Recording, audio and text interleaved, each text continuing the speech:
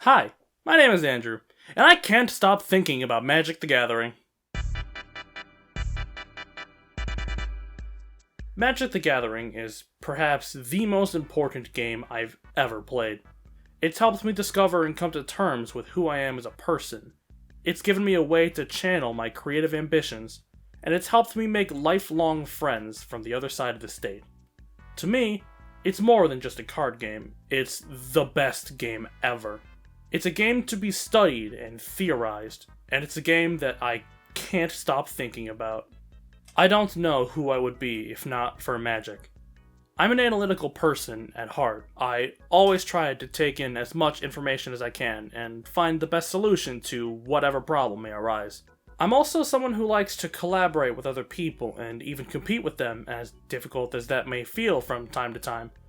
As such, I found myself drawn to the Commander format, where I take one legendary creature and build a deck around it, and then battle it out with 3 other people who've done the same. Ultimately, this means that each deck I build is a representation of myself. That representation could be anything from this commander speaks to me on some base level, or even just I find his playstyle to be a lot of fun. I'm a complete nerd deep down, and nothing will change that, so being able to play a game with such a focus on self-expression means more to me than words will allow. But self-expression isn't the only thing Magic helps me with. It's also the ultimate form of creative expression. Between all the different formats, utilizing all different lists of legal cards, and with the sheer variety of every format, there are very few limits on what a Magic deck can do. And all of that leads to the best deck brewing experience out of any trading card game I've ever played. Brewing a deck is one of the most fun and challenging things about Magic, especially when I use cards that most people have never heard of, and put them in decks run by commanders that most people have never heard of. In fact, my current favorite deck was built with this principle in mind. The commander is Lycia, Sanguine Tribune, and refining this deck has been one of my favorite challenges to date. I originally built it using a deck list someone made online and modifying it slightly. The strategy of that deck was to deal a ton of damage to everything on the board, gain a ton of life so that I could survive it and what my opponents threw at me, and use that life gain to further punish my opponents. But there was one big problem. I hated that playstyle. I hate punishing people for playing the game, and a lot of the cards in the deck did exactly that.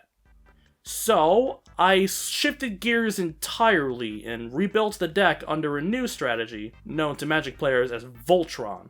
The goal is to gain life to cheat Lycia's mana cost and play her a few turns earlier than what is normally allowed, attach a ton of stuff to her and make her extremely powerful, kill my opponents with one single instantly lethal attack, keep Lycia safe from being removed from the board, use all of the life that I gained to rocket myself into a win, and repeat.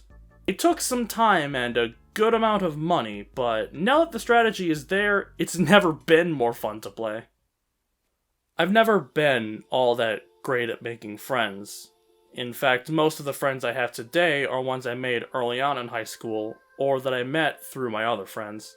But Magic has helped me extend my reach to other people I would have never met otherwise. When I spent a year at Grand Valley State University, that's exactly what happened. Every week, I had a chance given to me by the Tabletop Gaming Club to meet all sorts of new people and play as many games with them as we wanted. I've made new friends from doing that, and even improved my skill from being brand new to Commander to being able to hold my own in most games I find myself in. I even went down to my local game store recently to compete in a friendly Commander tournament. I didn't do very well in it at all, but that's mainly because the other decks were built at a different power level than mine. My Lycia deck is more of a 5 out of 10, can do cool stuff occasionally, but will not compete with the top tier decks. Their decks were basically top tier decks. 9 out of 10, 10 out of 10, meant to churn out infinite combos and instantly win the game. Despite that, it was definitely a lot of fun.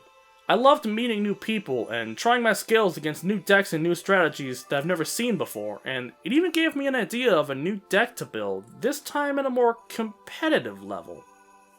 I wouldn't be the type of person I am today if it wasn't for Magic the Gathering.